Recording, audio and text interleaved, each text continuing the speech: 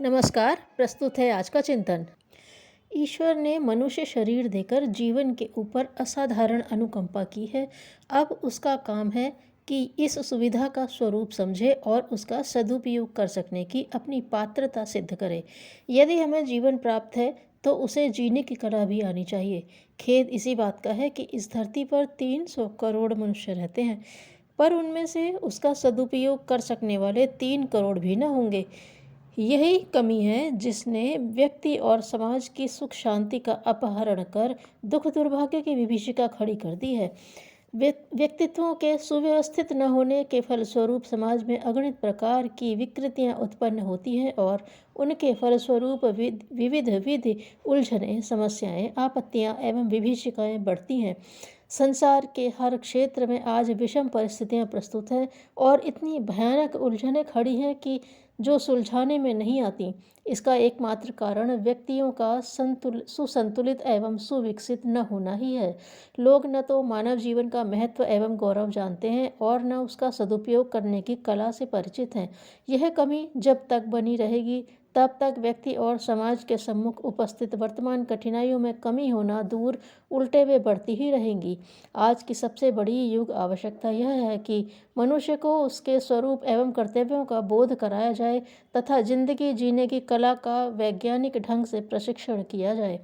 यही तत्व ज्ञान अध्यात्म एवं धर्म के नाम से पुकारा जाता है। आज इस तत्व ज्ञान ने भी विकृत रूप धारण कर लिया है और उसका क्षेत्र धर्म ध्वजी वर्ग की आजीविका एवं प्रतिष्ठा बनाए रखना मात्र रह गया है।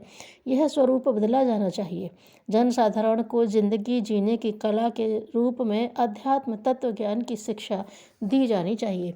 इस आवश्यकता की जितनी अंशों में पूर्ति हो सकेगी उतनी ही व्यक्तिगत प्रगति, समृद्धि तथा सामाजिक सुख शांति का प्रयोजन पूर्ण होगा।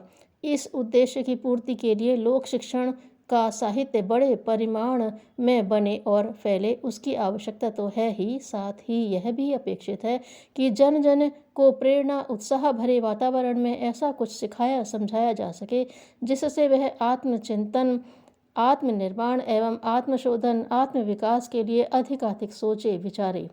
यह कार्य जन्म दिवस समारोह मनाने की प्रक्रिया के साथ जितने अच्छे ढंग से हो सकता है उतना और किसी प्रकार से नहीं। संसार के सभी सभ्य देशों में व्यक्तियों के जन्मदिन मनाए जाते हैं। उस दिन मित्रगण पुष्प आदि के उपहार भेंट करने आते हैं। मनोरंजन के जलपान के छोटे छोटे कार्यक्रम रहते हैं। एक दूसरे को बधाई देते हैं और प्रेम प्रदर्शित करते हैं। अपने यहाँ इसका प्रचलन कुछ अधिक गंभीरतापूर्वक होना चाहिए और उसमें जीवन के सदुपयोग की प्रेरणा देने वाला आध्यात्मिक पुट जुड़ा होना चाहिए। मनोरंजन एवं प्रोत्साहन मात्र पर्याप्त नहीं, उसके साथ साथ उत्कर्ष की प्रेरणा का जुड़ा रहना भी आवश्यक है। जन्मदिन समारोहों का प्रचलन इसी दृष्टि से किया जाना चाहिए। यूँ प्रचलित अनेक पर्व त्यौहार आते और मनाए जाते हैं, पर व्यक्तिगत दृष्टि से मनुष्य का अपना जन्मदिन ही उसके लिए सबसे बड़े हर्ष, गौरव एवं सौभाग्य का दिन हो सकता है। राम के जन्मदिन की तिथि रामनवमी और कृष्ण के जन्मदिन की जन्माष्टमी जितनी महत्वपूर्ण है उतनी ही किसी सामान्य व्यक्ति के जीवन में उसके लिए उसकी जन्म तिथि हो सकती है। अपने अवतरण का दिन अपने लिए किसी प्रकार कम आनंद एवं उल्लास का नहीं है। उसे ठीक तरह मनाया जाए तो अपना प्रसुप्त आनंद और उल्लास जागेगा। इसी अवसर पर यदि थोड़ा अधिक गंभीर आत्मनिरीक्षण कर लिया जाए और आगे के लिए कुछ ठोस सदुपयोग की बात सोच ली जाए तो वह दिन एक नए सूर्योदय जैसा प्रकाशवान हो सकता है। बुद्ध, वाल्मीकि, सूरदास, तुलसी, शंकराचार्य, गांधी, रामदास, अंगुलीमाल आदि के पूर्व जीवन बहुत अच्छे न थे, पर एक दिन उनकी अंतःस्फुरणा जाग पड़ी तो उन्होंने अपनी दिशा ही बदल दी। यह बदलना इतना महत्वपूर्ण हुआ कि वे नर से नारायण बन गए। जन्मदिन की उल्लास भरी घड़ी में यदि मनुष्य यत्किंचित भी आत्मनिर्माण की बात सोचने लगे तो वह उसी अनुपात में अपने सौभाग्य की घड़ी सिद्ध हो सकती है।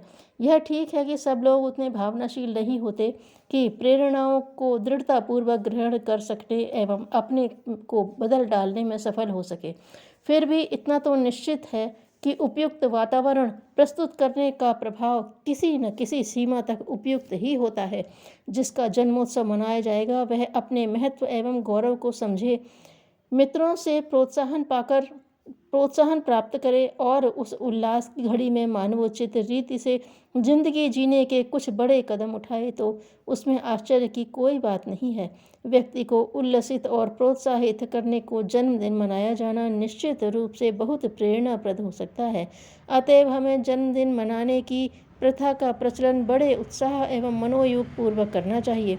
कुछ दिन बाद यह प्रथा देशव्यापी हो जाएगी, तब तो उसका प्रचलन अपने आप हो जाएगा और सारी व्यवस्था अपने ढर्रे पर घूमने लगेगी। पर अभी उसको एक संगठित प्रयास के रूप में ही किया जाना चाहिए। इसके लिए एक छोटा सा संगठन 4-5 सदस्यों का बनाया जाए। जन्मदिन मनाने की व्यवस्था बनाने का उत्तरदायित्व अपने ऊपर वह उठाए। संगठन के अंतर्गत जितने वयस्क एवं प्रबुद्ध लोग आते हैं उनकी जन्म तिथियां तारीख या तिथि के हिसाब से नोट कर ली जाएं और चालू वर्ष का एक कार्यक्रम बना लिया जाए कि किस महीने में किस तारीख को किसका जन्मदिन होगा। जिसका जन्मोत्सव है वह अपने मित्रों, संबंधियों, कुटुंबियों, सुहृदों को भी सूचना और निमंत्रण दें। इस प्रकार सदस्यों के अतिरिक्त निजी संबंध के व्यक्ति भी उस अवसर पर उपस्थित होंगे। यह उपस्थिति जितनी अधिक होगी, आयोजन उतना ही आकर्षक, प्रभावशाली एवं प्रेरणापद बन जाएगा। उपस्थित लोग भी प्रेरणा ग्रहण करेंगे। इस प्रकार यह उत्सव एक व्यक्ति के लिए ही नहीं वरन उपस्थित सभी लोगों के लिए प्रेरणा एवं प्रकाश देने वाला बन जाएगा। धन्यवाद।